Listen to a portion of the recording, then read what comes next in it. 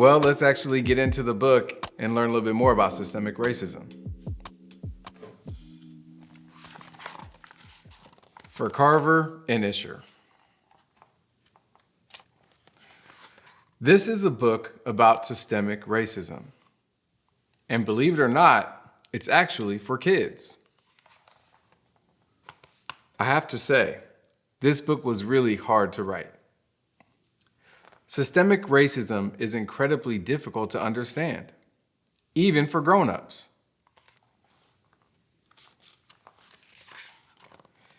But to help make sense of it, I'm going to start with an example. I'm Black.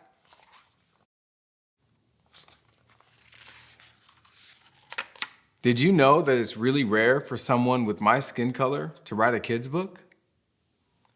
When I was a kid, I almost never read a book by a Black author. That might seem normal or like no big deal, but it shouldn't be normal. And it is a big deal. But that's how it works. Systemic racism seems normal. It's almost like it's invisible. Something that's always around, but you never quite see it. Unless you look really hard.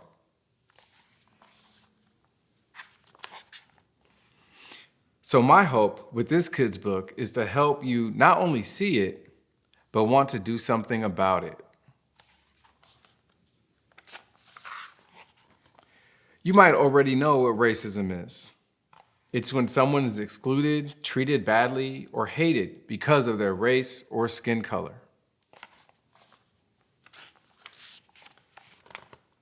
Systemic racism is when racist ideas are built into laws, schools, stories, and other institutions in a way that collectively makes life much harder for people of color. Let me give you some more examples.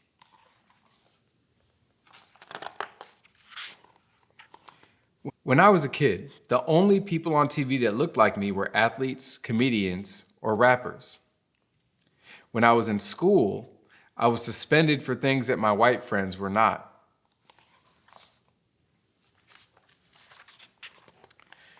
When I was in class, I never had a teacher that looked like me until I went to college. When I was a teenager, I was stopped by police multiple times, while many of my white friends weren't.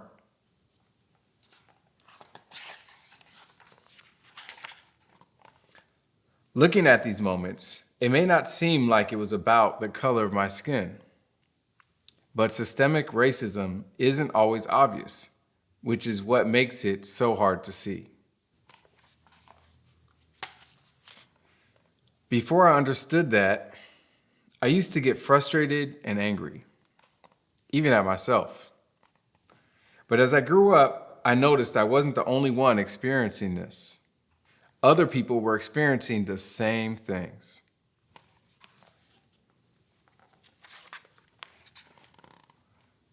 That's when I started to notice a pattern.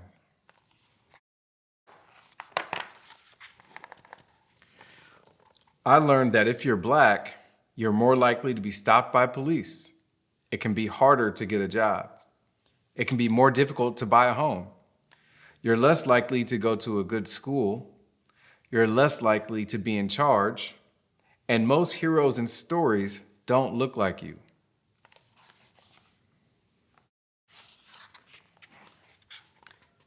As you read these things, you might feel sad or even angry.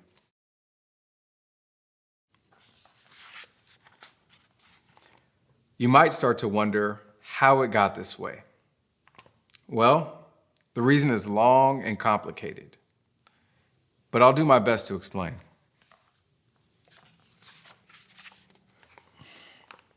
Since the start of our country, many people with white skin whose families came from Europe were given land, opportunity, and access to money. While people of color, those with Black and brown skin, and the indigenous people that lived on the land before white people arrived, were attacked, killed, and sold into slavery.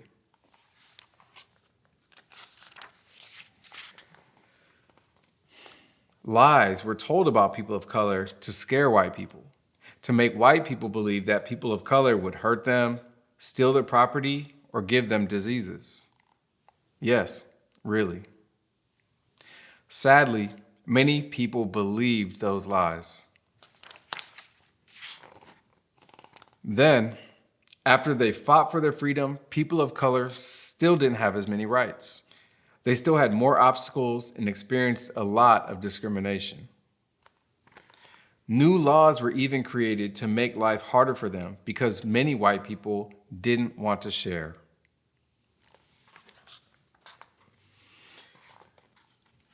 Over time, the value of land and money increased, which gave white people more and more for their kids, grandkids, and so on. Today, this unequal balance of who has land, money, power, and rights still exists and affects people of color.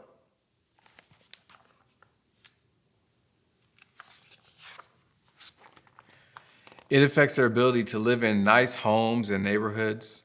It affects their ability to start their own businesses and donate their money to good causes. It affects the amount of money that is put into building schools and hiring great teachers. It affects their ability to speak their own languages and preserve their cultures. It affects their ability to tell their own stories or make their own TV shows and movies.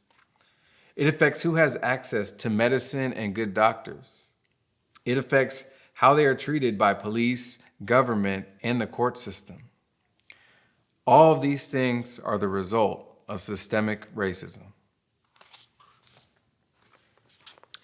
And even though people of color have more equality today than they ever have, new forms of systemic racism are created all the time.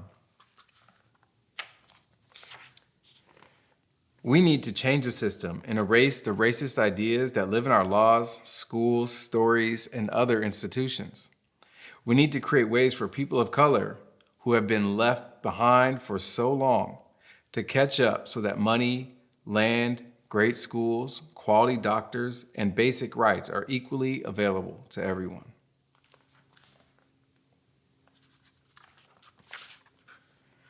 Systemic racism isn't new. It's just hard to see. But once you do, it's hard to ignore. So practice seeing systemic racism every day.